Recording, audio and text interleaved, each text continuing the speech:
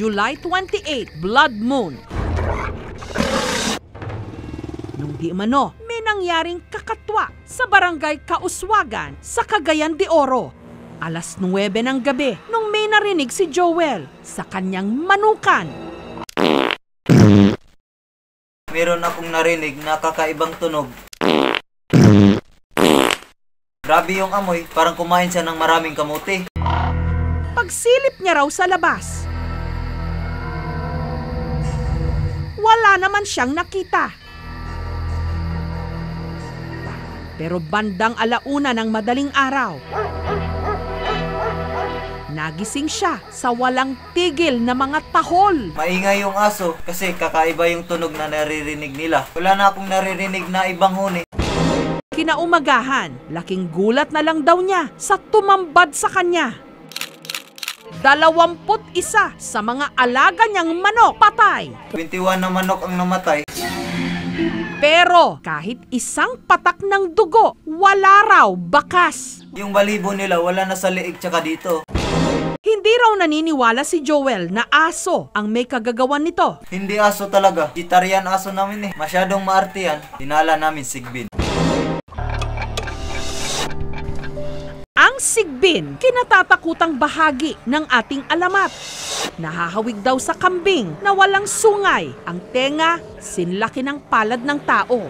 Ang ulo, nakayuko sa gitna ng mga paa. Ang mahaba nitong buntot, ang ipinang-aatake raw nito. Pabaliktad kung ito'y maglakad. At may kakayahang maging invisible. Di umano, ang sigbin sumisip-sip ng dugo.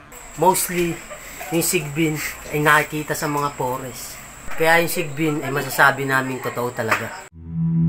Nakatira raw ang mga ito sa mga banga na napapalabas lang daw ng mga kung tawagin sigbinan. Ang mga sigbinan, karaniwan daw mayayamang pamilya na naniniwalang swerte sa kanila ang mga sigbin. Malakas ang kutob ni Joel. Sigbin ang umatake sa kanyang mga alaga. Meron daw kasi talagang sigbin sa kanilang barangay. Kasi dito sa amin, sabi ng mga chismoso-chismosa, may sigbin talaga. Sila pa ang nag-aalaga. Pinapakain pa ng pigrulak. Ayan, mga kalmot yan. Oh. May naiwan din daw bakas ng paa ang sigbin. May nakita kaming footprint, malalaking footprint. May kasama pang fingerprint. Dahil dito, nagdesisyon si Joel na putulin ang mga punong di mano pinagtataguan ng sigbin. Sir, diyan ba nakatira yung sigbin? Ay hindi boss, nalaglag lang kasi yung barya ko dito kanina eh. Hinahanap ko lang eh. Nasaan na kaya yun? Ah, ito pala boss. Tara boss. Sigurado si Joel, hindi peste ang dumali sa kanyang mga manok. Pero hindi lang pala si Joel ang naniniwalang may sigbin sa Kauswagan. Pati ang kanyang ina, nakakita na raw nito. Nakita ko sigbin. Ako lang ang pwedeng makakita. Dahil ako lang may quarantine pass. Dito sa aming barangay. Malakas ako kay Kape. Yan sigbin, parang aso lang yan. Malaki ang tenga.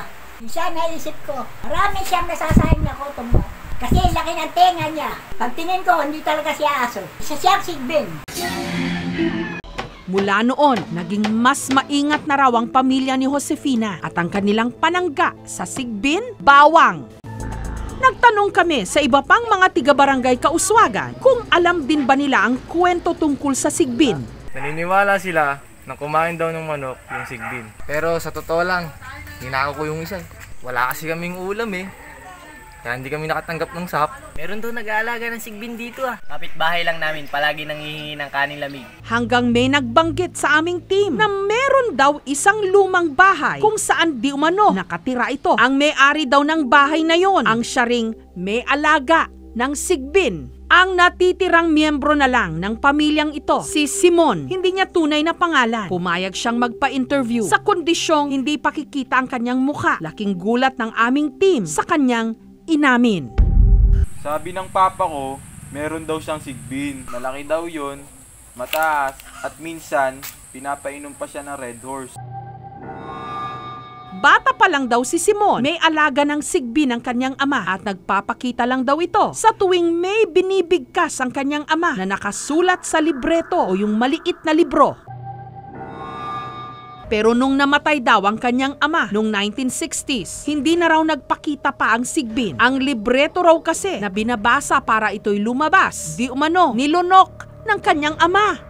Nung dinasalan niya, pinakain niya at may kasama pang coke. Pero sabi ng papa ko, hindi naman daw delikado ang sigbin namin dahil naturukan na yon ng anti-rabies.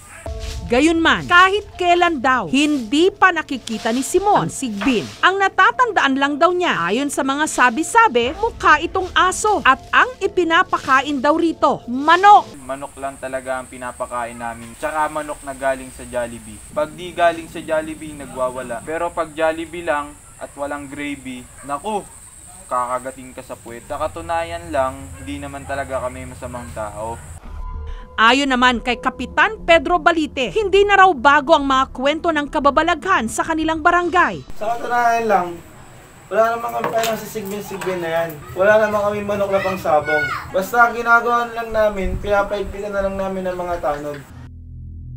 Mula raw nung nangyari ang insidente sa manukan ni Joel, mas lalo raw nilang pinaigting ang pagroronda tuwing gabi. Ito po. Pasensya na po, inaantay ko lang po si Dad. Okay, Toy. Pero ano nga ba talaga ang itsura ng nakita raw ni Josefina na sigbin? Nagdala ang aming team ng artist para ma-sketch ito.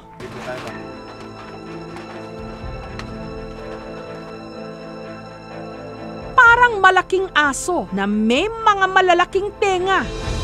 Pero ayon sa veterinaryo, wala po akong nakikitang ganyang hayop at hindi po namin yan pinag-aralan sa veterinary. Kalimitang nag-uumpugan ang kababalaghan at ang siyensya. Pero para sa mga nakasaksi at naniniwala, walang kababalaghan dahil sila mismo ang nagpapatotoo.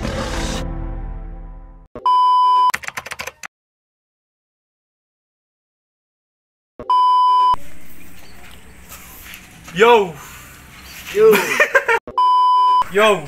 Maraming salamat sa mga nanood at tumapos na itong video namin na to. Sana natuwa kayo. Sana napasaya namin kayo sa ginawa naming parody ng KMJS. Sana natuwa kayo at napangiti namin kayo sa kakanood. Mga kaibigan, shoutout po kami sa video namin. Ako po si Jeffrey Falcon. At shoutout din sa papa ko na taga Masbate. At shoutout sa taga Masbate. Ang pangalan ng papa ko ay si Joel Punay na long hair sa taga Masbate. Shoutout din sa mga kapatid ko na si Jomar Falcon. Shoutout din sa mga kapatid ko na babae na si Anilin Falcon. At sa mga taga Masbate dyan, sana makatulong kayo at subscribe sa mga YouTube namin na channel. At shoutout din sa manuka na si Boss Amer.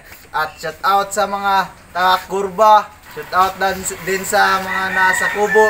Shoutout sa mga kaibigan ko lahat dito. Shoutout kay daddy ko at mami ko at Liam.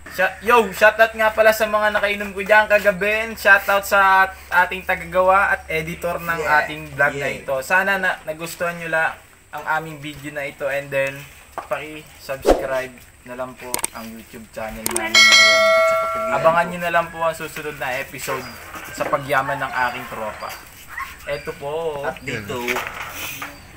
No!